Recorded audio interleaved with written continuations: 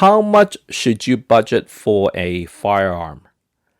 I would say really have a lot of ways you can look at it. First is your financial means. I mean, obviously, if you have a lot of money, you can have basically unlimited budget. You could get a $5,000-6,000 Nighthawk, or even more, like over $10,000 Stan Chan custom 1911, things like that. Or if you're on a really tight budget, obviously you get the cheapest available firearm that you can afford.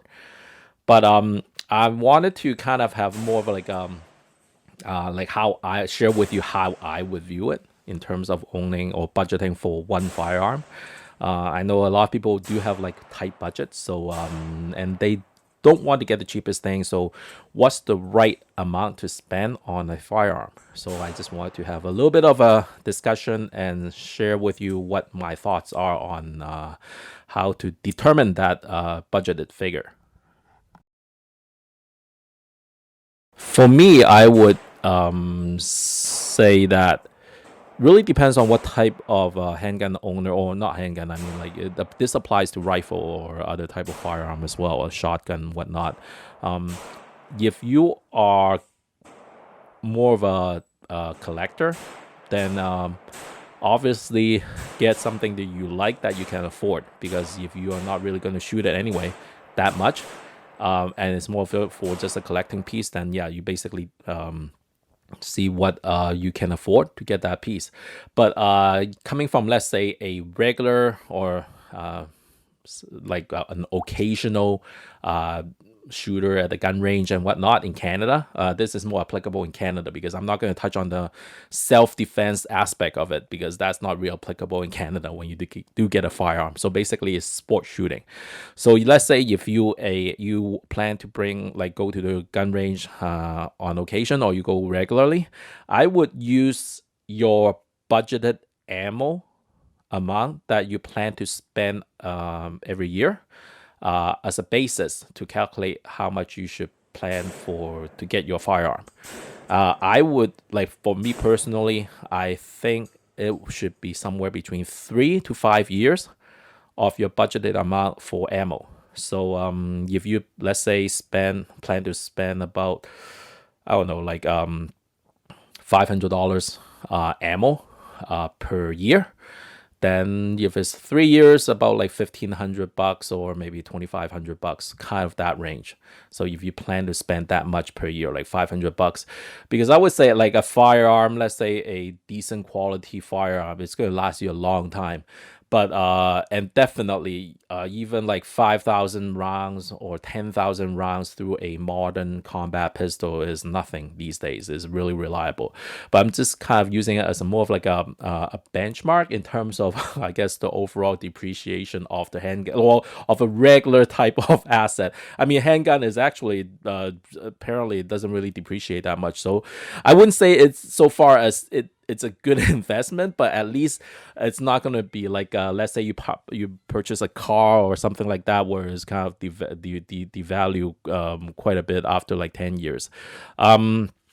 So yeah, I would say, like, if you are shooting, let's say like I would say, like, right now ammo costs a lot. So 9mm about $400 for 1,000 round.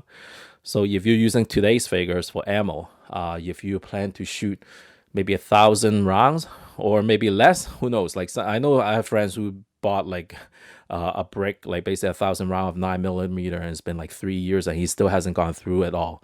So if you don't shoot that much, I mean, like, if you 1,000 round can last you like 3 years, then yeah, perhaps. And if you're not really keen on getting like a really like a particular pistol or like a high-end pistol, then maybe you shouldn't spend that much on or like $1,000 guns.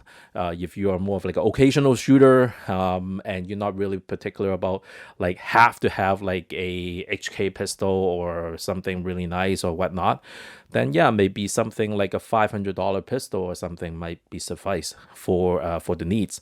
And I would say, like, right now, I know some of you who have watched my other channel, like more recent videos, I've been a big proponent of the ZZ P10, and I think that is probably at the moment the best value handgun you could get in Canada. I mean, right now the price has gone up a bit, but it's only still about like $600 something compared to a Glock at like 800. So it's like $200 less than a Glock.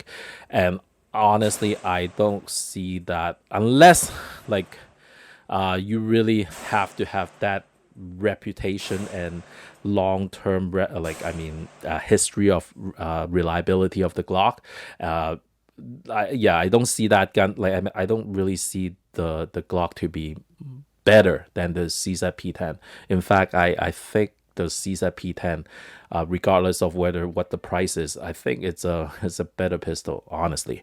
But the Glock has that kind of reliability history, and not all, but a lot of law enforcement and military is using it, so it does have that. So that in of itself does have values. And for people in, I guess, in the US, I mean, a lot of the purpose is to buy a handgun for self-defense.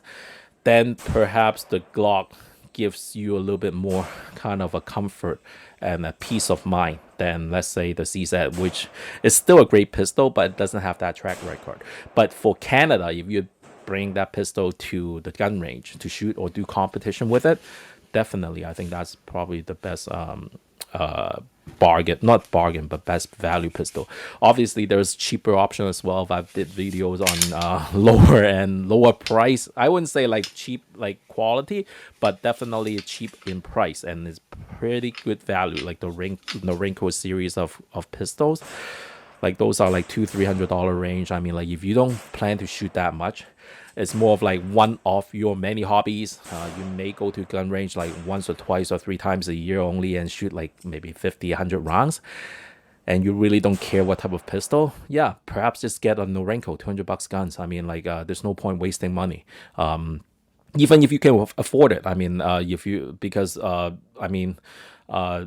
don't really care about like it's the same thing with cars. I have friends that really can afford a really, really nice car, but they drive like a Honda Civic.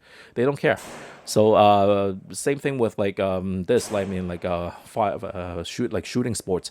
If you're not like that into the sports, like you have other things, you have golf and skiing and all that stuff, and it's just one of your few activities, then yeah, there's no point like spending over $1,000, $2,000, $3,000 for guns that you use it once a year.